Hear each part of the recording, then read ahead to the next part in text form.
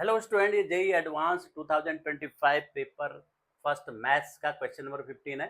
Late R denote the set of all real numbers for a real number x. Let x greatest integer denote the greatest integer function less than or equal to x.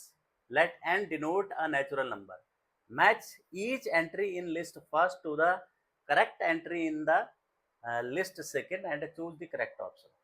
अब देखिए list one में क्या क्या दे रखा है। पहला option है P, the minimum value of n for which function f x is continuous on the interval 1,2 each. देखिए एफ एक्स क्या दे रखा है, ये दे रखा है।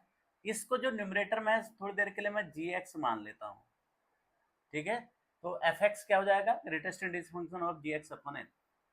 तो जी डैश एक्स निकालता हूँ, जी डैश एक्स कितना हो जाएगा, 30x square minus 90x plus 60, ये हो गया। अब that is equal to zero, g dash x को जीरो कर देते हैं क्योंकि मिनिमम वैल्यू हमको देखनी है। अब देखिए ये कितना हो जाएगा, 3x square minus 3x plus 2 equal to zero. तो अब ये जीरो रखेंगे तो x इक्वल टू 1 और 2 ये आ गई वैल्यू। तो अब जी डैश एक्स देखिए, यानी जी डैश एक्स कितना आ गया हमारे पास, 30x माइनस 1 x माइनस 2। अब ये जो है 1 और 2 के बीच में क्या होगा, ये 1 और 2 के बीच में ये नेगेटिव हो जाएगा, 1 और 2 के बीच में। तो इंटरवल 1 और 2 के बीच में ये डिक्रीजिंग फंक्शन हो गया। ये क्या हो गया, जी एक्स डिक्रीजिंग फंक्शन। जी एक्स डिक्रीजिंग फंक्शन है 1 और 2 के बीच में। तो हमारे पास एफ एक्स कितना दे रखा है, जी एक्स अपॉन एन, ये ग्रेटेस्ट इंटीजर फंक्शन है, यानी डिक्रीजिंग फंक्शन अपॉन एन दे रखा है। तो अब क्या होना चाहिए कि इसको कंटिन्यूस होना है, ग्रेटेस्ट इंटीजर फंक्शन कंटिन्यूस होना है 1 और 2 के हर वैल्यू के बीच में, 1 और 2 के बीच में। तो कंटिन्यूस होने के लिए क्या है कि ये तभी कंटिन्यूस हो सकता है जब ये वैल्यू क्या आ जाए, कांस्टेंट आ जाए। तो यानी कांस्टेंट आ जाए तो होगा क्या, g1 upon n equal to g2 upon n, ये होना चाहिए ग्रेटेस्ट इंटीजर फंक्शन।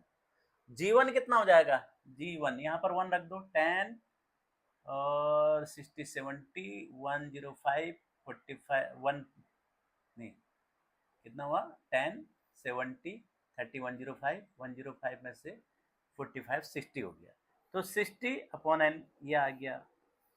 अब 2 रखेंगे, 80 80 और 120 200 200 235 और यहाँ 2 का स्क्वायर 4 90 180, तो ये 55 आ गया। तो ये 55 आ जाएगा अपॉन एन हो गया।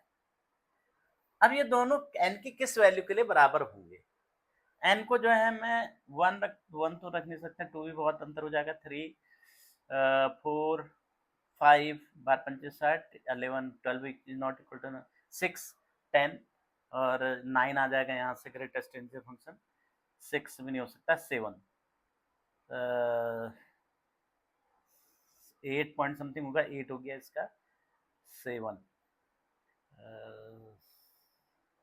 7 पॉइंट, ये 8 इक्वल टू 7 नहीं हो सकता है, 8 56 ये 7 हो जाएगा, 7 पॉइंट समथिंग 7 आ जाएगा, 8 से ये 6 point something 7 is equal to 6 नहीं हो सकता, 9 9 हो गया, 9 छक्का 54 6 पॉइंट समथिंग 9 छक्का 54 6 पॉइंट समथिंग 6 6। तो 9 पर यहाँ पर 9 रखेंगे तो क्या हो जाएगा, देखो 6 अपॉन 9 इक्वल टू 55 अपॉन 9, ये भी कितना हो जाएगा, 9 छक्का 54 6 9 छक्का 54 6.66 आ जाएगा, ये इक्वल टू ये 9 छक्का 54 1 9 1 1 हो जाएगा, डॉट डॉट डॉट।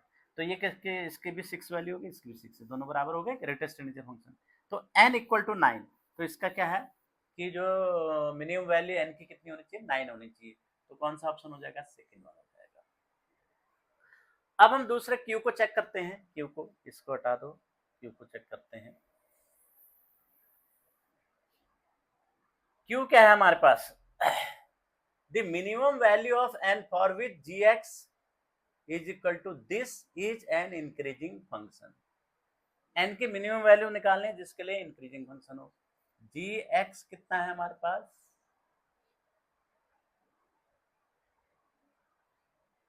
ये है। इसके फैक्टर भी कर सकते हैं हम, 30 के जो है 15 और 2, तो 2n माइनस 15 और n माइनस +1, n+1।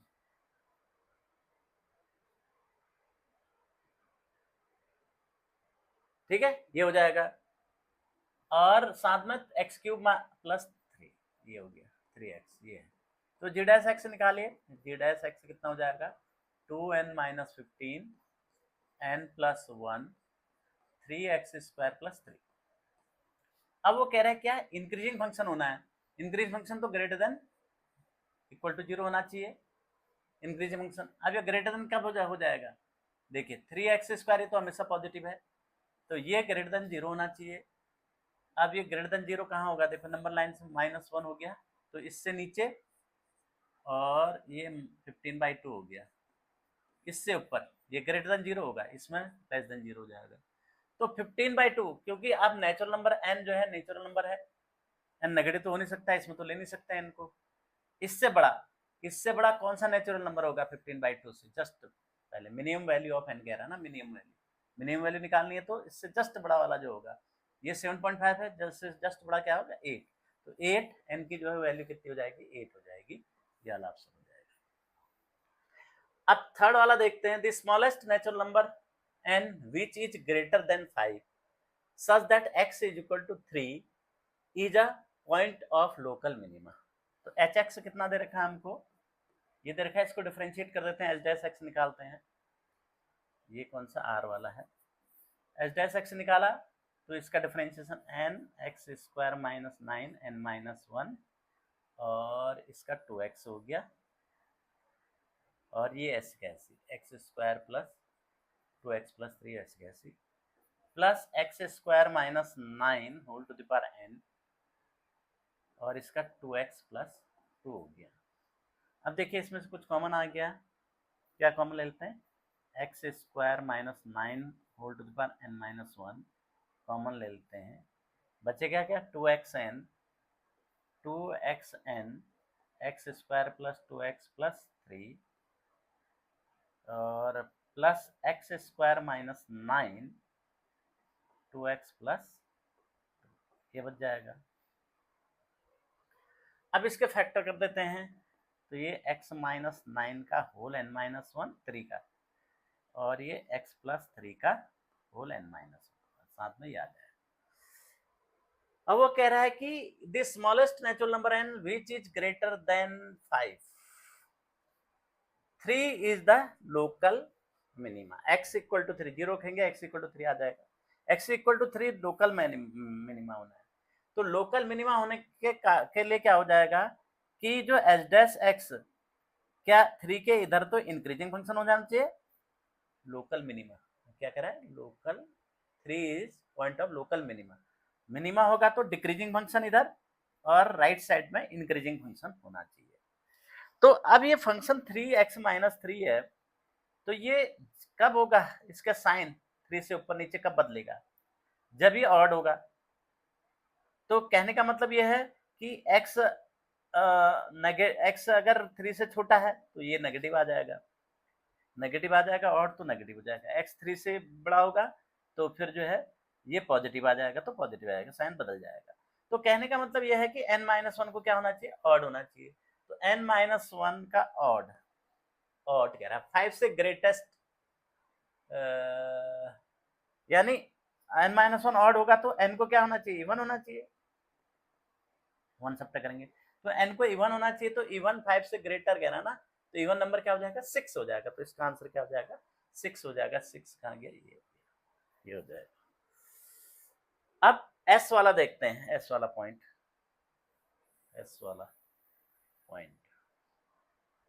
s वाले में क्या दे रखा है, number of x not belongs to 0 such that ix this is not differential at x not. तो आई एक्स इसको खोलेंगे तो क्या बनेगा ये, देखो पहले 0 रखूंगा के की जगह, तो sine mod x plus cos, देखो मॉड में कॉस में लिखो या नहीं लिखो, cos minus theta equal to cos theta होता है प्लस थीटा भी हो, तो इसमें लिखने की जरूरत नहीं है, इसको सीधे एक्स प्लस हाफ कर देते हैं प्लस साइन, फिर अगर मैं इसकी जगह 1 रखता हूँ के की जगह, तो x minus 1 plus cos x, इसकी जगह के की जगह -1 रखूंगा, सॉरी के की जगह 1 रखूंगा तो माइनस हाफ, के की जगह 1 रखा माइनस हाफ, तो प्लस फिर 2 रखूंगा,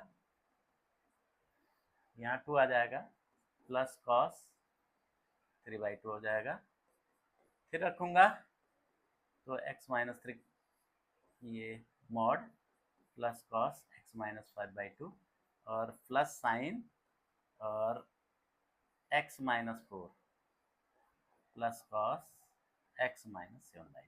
अब देखिए ये फंक्शन तो हमेशा डिफरेंशियल होता है, कंटिन्यूस होता है, कॉस वाला फंक्शन ये तो कंटिन्यूस भी हो गया, डिफरेंशियल, ये डिफरेंशियल हो गया, परंतु ये कंटिन्यूस तो होगा परंतु ये डिफरेंशियल नहीं होता है x इक्वल टू 0 पर, ये x इक्वल टू 1 पर डिफरेंशियल नहीं होगा, x इक्वल टू 2 पर डिफरेंशियल नहीं होगा, x इक्वल टू 3 पर डिफरेंशियल नहीं होगा, x इक्वल टू 4 पर डिफरेंशियल नहीं होगा, तो 0 पर डिफरेंशियल नहीं है, 1 पर नहीं है, 2 पर नहीं है, 3 पर नहीं है, 4 पर है, तो ये तो नहीं होगा, परंतु इसमें अगर हम continuous sorry not differential function में डिफरेंशियल फंक्शन जोड़ेंगे तो सम क्या आता है, हमेशा नॉट डिफरेंशियल आता है, तो यानी कहाँ पर ये पूरा function I x not differential कहाँ पर होगा, 1 2 3 4 5, तो नंबर ऑफ एक्स नॉट कितनी होंगे, ऐसे 5 होंगे, तो 5 कौन सा है, थर्ड ऑप्शन हो गया।